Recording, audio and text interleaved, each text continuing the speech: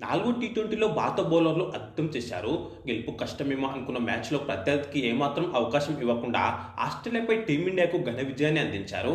మోస్తారు లక్ష్యాన్ని మన బౌలర్లు కాపాడిన విధానాన్ని, లక్ష్య ఛేదనలో ప్రత్యర్థిని ఆరంభం నుంచే ఏ దశలోనూ గేమ్లోకి రాకుండా కట్టడి చేసిన విధానాన్ని ఎంత పొగిడినా తక్కువే అవుతుంది. నిజానికి ఆస్ట్రేలియాకు టీమిండియా విస్తున్న 168 పరుగుల లక్ష్యం సరిపోదేమో అనిపించింది. కానీ 5వ ఓవర్ నుంచి దాదాపు ప్రతి ఓవర్లో వికెట్లు తీయడంతో పాటు పరుగులు కట్టడి చేయడంతో ఈ మ్యాచ్లో టీమిండియా సునాయాసంగా గెలిచింది. మన బౌలర్ల దెబ్బకు మోస్తారు లక్ష్యం సైతం చేరుకోలేక కంగారులు ఆమడ దూరంలోనే ఉండిపోయారు. మోస్తారు స్కోర్ చేసి కూడా ఈ మ్యాచ్లో మన జట్టు 48 పరుగుల భారీ తేడాతో గెలిచిందంటేనే బౌలర్లు ఎంత బాగా రాణించారో అర్థం చేసుకోవచ్చు. ఒక రకంగా చెప్పాలంటే ఆస్ట్రేలియాని మన బౌలర్లు పూర్తిగా సమాధి చేశారనే చెప్పుకోవాలి. కాగా క్వీన్స్లాండ్ మైదానంలో భారత్ మ్యాచ్ ఆడడం ఇదే మొదటిసారి. కానీ మొదటి మ్యాచ్లోని విజయం సాధించింది. ఈ గెలుపుతో సిరీస్లో ఆధిక్యంలోకి కూడా దూసుకెళ్లింది టీమిండియా. టాస్లోని టీమిండియా ఆస్ట్రేలియా ఆహ్వానం మేరకు ముందుగా బ్యాటింగ్ చేసింది. ఒకవేళ టాస్ గెలిచినా కూడా ముందుగా బ్యాటింగే తీసుకునే వాళ్ళమని కెప్టెన్ సూర్యకుమార్ యాదవ్ చెప్పడం గమనార్హం. ఈ మ్యాచ్ కు తమ తుది జట్టులో భారత జట్టు ఎలాంటి మార్పులు చేయలేదు. ఆస్ట్రేలియా మాత్రం 4 మార్పులు చేసింది. టీమిండియాకు ఓపెనర్లు అభిషేక్ శర్మ, శుభ్మన్ గిల్ మంచి ఆరంభాన్ని ఇచ్చారు. ఇద్దరు కలిసి తొలి వికెట్ కు హాఫ్ సెంచరీ భాగస్వామ్యాన్ని నెలకొల్పారు. కానీ ఇన్నింగ్స్ తొలి ఓవర్లోనే అభిషేక్ శర్మ ఇచ్చిన క్యాచ్ను బాట్లెట్ వదిలేశాడు. దీంతో అభిషేక్ శర్మ డక్అవుట్ అయ్యే ప్రమాదం నుంచి బయటపడ్డాడు. సహజంగా ఇన్నింగ్స్ను దాటి ప్రారంభించే అభిషేక్ శర్మను ఈ మ్యాచ్లో ఆసీస్ బౌలర్లు బాగా కట్టడి చేశారు. దీంతో ఆరంభంలో తన స్వభావానికి విరుద్ధంగా అభిషేక్ శర్మ స్లోగా ఆడాడు. గిల్ కూడా స్లోగానే ప్రారంభించడంతో మొదటి 3 ఓవర్లో 20 పరుగులే వచ్చాయి. ఆ తర్వాత గేర్ మార్చి 4 ఓవర్లో గిల్ 2 ఫోర్లు కొట్టగా 6వ ఓవర్లో అభిషేక్ 2 ఫోర్లు కొట్టాడు. దీంతో పవర్ ప్లేలో 8 రన్ రేట్తో 49 పరుగులు వచ్చాయి. పవర్ ప్లే అనంతరం తొలి ఓవర్లోనే leg spinner Adam Zampa opening భాగస్వామ్యాన్ని విడదీశాడు. 133 స్ట్రైక్ రేట్తో 3 ఫోర్లు 1 సిక్స్తో 21 బంతుల్లో 28 పరుగులు చేసిన అభిషేక్ శర్మ భారీ షాట్కు ప్రయత్నించి లాంగ్ ఆన్లో టీమ్ డేవిడ్కి దొరికాడు. దీంతో 6.4 ఓవర్లలో 58 పరుగుల వద్ద భారత్ తొలి వికెట్ కోల్పోయింది. ఇక మిడిల్ ఆర్డర్లో బ్యాటింగ్ ఆర్డర్లో ప్రయోగాలు చేయడం ఈ మ్యాచ్లోనూ కొనసాగింది. ఆశ్చర్యకరంగా వన్డౌన్లో శివం దూబేను బ్యాటింగ్కు పంపించారు. నిజానికి దూబే స్పిన్ బాగా ఆడతాడనే ఉద్దేశంతో పంపించారు. కానీ దూబే బ్యాటింగ్కు రావడంతో ఆస్ట్రేలియా కెప్టెన్ మిచెల్ మార్ష్ తెలివిగా జంపాతో బౌలింగ్ చేయించలేదు. దీనికి తోడు పరుగులు రాకుండా కట్టడి చేయడంతో ఆ తర్వాత 3 ఓవర్లో 17 పరుగులు వచ్చాయి. 10 ఓవర్లో వికెట్ నష్టానికి 75 పరుగులే చేసింది టీమిండియా. 11 ఓవర్లో లెగ్ స్పిన్నర్ ఆడమ్ జంపా బౌలింగ్లో శివం దూబే 105 మీటర్ల భారీ సిక్సర్ బాదాడు. దూబే హిట్టింగ్ దెబ్బకు బంతి గ్రౌండ్ బయటకి వెళ్ళిపోయింది. దీంతో ఎంపైర్లు బంతిని మార్చాల్సి వచ్చింది.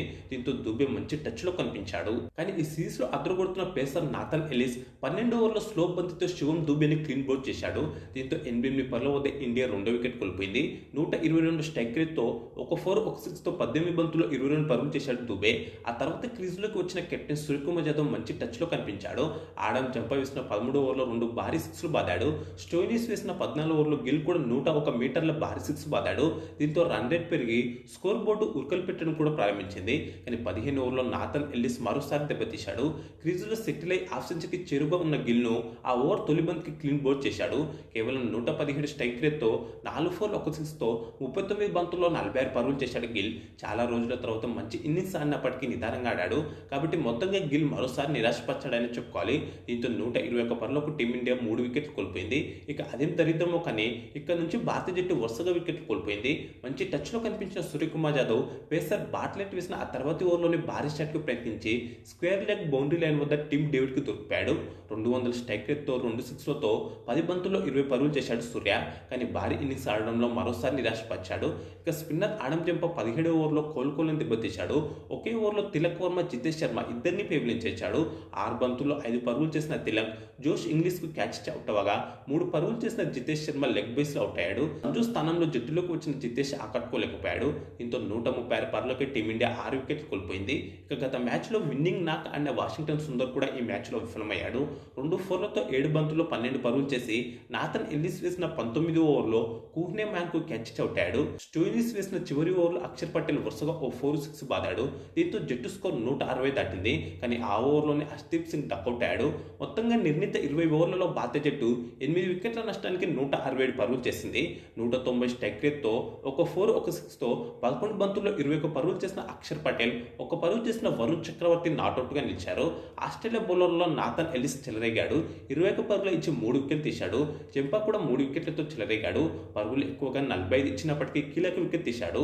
బ్రాట్లెట్, స్టోయినిస్ తలా వికెట్ తీశారు. 168 పరుగుల లక్ష్యంతో బరిలోకి దిగిన ఆస్ట్రేలియాను భారత బౌలర్లు ఓ ఆట ఆడుతున్నారు. ఏ దశలోనూ ఆస్ట్రేలియా బ్యాటర్లకు అవకాశం ఇవ్వలేదు. 37 పరుగుల వద్ద తొలి వికెట్ కోల్పోయింది. 131 స్ట్రైక్ రేట్తో 2 4లు 2 6లతో 19 బంతుల్లో 25 పరుగులు చేసిన ఓపెనర్ మాథ్యూ షాట్ను 5వ ఓవర్లో బాబు అక్షర్ పటేల్ లెగ్ బైస్లో అవుట్ చేశాడు. ఇక్కడి నుంచి భారత బౌలర్లు కలిసికట్టుగా వరుసగా వికెట్లు తీస్తూ చెలరేగారు. పవర్ ప్లేలో ఆసీస్ జట్టు వికెట్ నష్టానికి 48 పరుగులు చేసింది. వరుణ్ చక్రవర్తి వేసిన 8వ ఓవర్లో మిచెల్ మార్ష్ ఇచ్చిన క్యాచ్ను అభిషేక్ శర్మ వదిలేశాడు. ముందుకు పరిగెత్తి క్యాచ్ అందుకున్నాడు కానీ కింద పడ్డాక వదిలేశాడు. కానీ ఆ తర్వాతి ఓవర్లోనే మరోసారి చెలరేగిన స్పిన్నర్ అక్షర్ పటేల్ 2 4లతో 11 బంతుల్లో 12 పరుగులు చేసిన జోష్ ఇంగ్లీష్ను క్లీన్ బౌల్ చేశాడు. ఆ తర్వాతి ఓవర్లోనే medium pacer Shivam Dube Australia captain Mitchell మార్ష్ను పెవిలించాడు. 125 స్ట్రైక్ రేట్తో 4 4లతో 24 బంతుల్లో 30 పరుగులు చేసిన మిచెల్ మార్ష్ భారీ షాట్కు ప్రయత్నించి బౌండరీ లైన్ వద్ద హర్షదీప్ సింగ్కు దొరికిపోయాడు. దీంతో 70 పరుగులకే ఆస్ట్రేలియా టాప్ 3 వికెట్లు కోల్పోయింది. 10 ఓవర్లలో 77 పరుగులు చేసింది. 12 ఓవర్లో మరోసారి చెలరేగిన శివం దుబే వికెట్ తీసి టిమ్ డేవిడ్ పై ప్రతీకారం తెచ్చుకున్నాడు. ఆ ఓవర్ 2వ బంతిని టిమ్ డేవిడ్ భారీ 6 బాదాడు. కానీ ఆ తర్వాతి బంతికి కంబ్యాక్ చేసిన దుబే 122 కిలోమీటర్ల వేగంతో వేసిన షార్ట్ బాల్ను గెస్ చేయడంలో టిమ్ డేవిడ్ విఫలమయ్యాడు. కెప్టెన్ సూర్యకుమార్ యాదవ్కు సులువైన క్యాచ్ చౌటాడు. గత మ్యాచ్లో చెలరేగిన టిమ్ డేవిడ్ ఈ మ్యాచ్లో మాత్రం ఒక 4 ఒక 6తో 9 బంతుల్లో 14 పరుగులు చేశాడు. ఇక 14 ఓవర్లో హర్షదీప్ సింగ్ కూడా చెలరేగాడు. ఒకే ఒక పరుగు ఇచ్చి ఆ ఓవర్ తొలి బంతికి 10 బంతుల్లో 10 పరుగులు చేసిన ఫిలిప్ను అవుట్ చేశాడు. దీంతో 13.1 ఓవర్లలో 98 పరుగులకే సగం వికెట్లు కోల్పోయిన ఆస్ట్రేలియా కష్టాలు పడింది. దీంతో మ్యాచ్ పై భారత్ పట్టు బిగించింది. గాయం తర్వాత రీ ఎంట్రీ ఇచ్చిన మ్యాక్స్వెల్ ను 2 పరుగులకే ఆ తర్వాతి ఓవర్లోనే వరుణ్ చక్రవర్తి క్లీన్ బౌల్ చేశాడు. ఇక 17వ ఓవర్లో వాషింగ్టన్ సుందర్ మ్యాచ్ ను పూర్తిగా మన చేతుల్లోకి తీసుకొచ్చాడు. ఆస్ట్రేలియాకు చివరి అవకాశంగా ఉన్న స్టోయినిస్ ను ఆ ఓవర్లో లెగ్ బైస్ లో అవుట్ చేశాడు. 2 4లతో 19 బంతుల్లో 17 పరుగులు చేసిన స్టోయినిస్ రివ్యూ తీసుకున్నప్పటికీ ఫలితం లేకపోయింది. ఆ తర్వాతి బంతికి బాట్లెట్ ను గోల్డెన్ డక్ అవుట్ చేశాడు సుందర్. బంతి బ్యాట్ కు హెచ్ తీసుకుని నేరుగా బౌలర్ సుందర్ చేతుల్లోనే పడింది. ఈ 2 వికెట్లతో తన టీ20 కెరీర్ లో సుందర్ 50 వికెట్లను కూడా పూర్తి చేసుకున్నాడు. అలాగే 116 పరుగులకి 8 వికెట్లు కోల్పోయిన ఆస్ట్రేలియా ఓటమి అంచున నిలిచింది. ఆ తర్వాత ఓవర్లోనే బూమ్రా కూడా వికెట్ తీశాడు. ఇక 19 ఓవర్లో ఆడమ్ జంపాను వాషింగ్టన్ సుందర్ గోల్డెన్ డక్అవుట్ చేశాడు. భారీ షాట్ కు ప్రయత్నించి బౌండరీ లైన్ వద్ద ఉన్న గిల్ కు దొరికిపోయాడు. దీంతో 18.2 ఓవర్లు మాత్రమే బ్యాటింగ్ చేసిన ఆస్ట్రేలియా మరో 10 బంతులు మిగిలి ఉండగానే 119 పరుగులకే ఆల్అౌట్ అయింది. దీంతో ఈ మ్యాచ్ లో ఆస్ట్రేలియాపై టీమిండియా 48 పరుగుల తేడాతో ఘన విజయం సాధించింది. భారత బౌలర్లలో వాషింగ్టన్ సుందర్ 1.3 ఓవర్లలో 3 పరుగులు ఇచ్చి 3 వికెట్ తీశాడు. కీలకమైన స్టోయినిస్ వికెట్ సాధించాడు సుందర్. 2 ఓవర్లో 20 పరుగులు ఇచ్చిన శివం దుబే 2 వికెట్లు, 4 ఓవర్లో 20 పరుగులు ఇచ్చిన అక్షర్ పటేల్ 2 వికెట్లు తీశాడు. దుబే కీలకమైన టిమ్ డేవిడ్, మిచెల్ మార్ష్ను అవుట్ చేయగా అక్షర్ పటేల్ కీలకమైన మాథ్యూ షా, జోష్ ఇంగ్లీష్ను అవుట్ చేశాడు. వరుణ్ చక్రవర్తి, హర్షదీప్ సింగ్, జస్ప్రీత్ బుమ్రా తలా వికెట్ తీశారు. ఆల్రౌండ్ షో కనబరిచిన అక్షర్ పటేల్ కు player of the match award దక్కింది. ఈ విజయంతో 5 మ్యాచ్ల టీ20 సిరీస్లో భారత జట్టు 2-1తో ఆధిక్యంలోకి వెళ్ళింది. సిరీస్ ఫలితాన్ని తేల్చే చివరిదైన 5వ టీ20 మ్యాచ్ బ్రిస్బేన్ వేదికగా ఈ నెల 8న జరగనుంది. ఇక ఈ వీడియోకు లైక్, కామెంట్, షేర్ చేసి ఛానల్ను సబ్స్క్రైబ్ చేసుకోండి.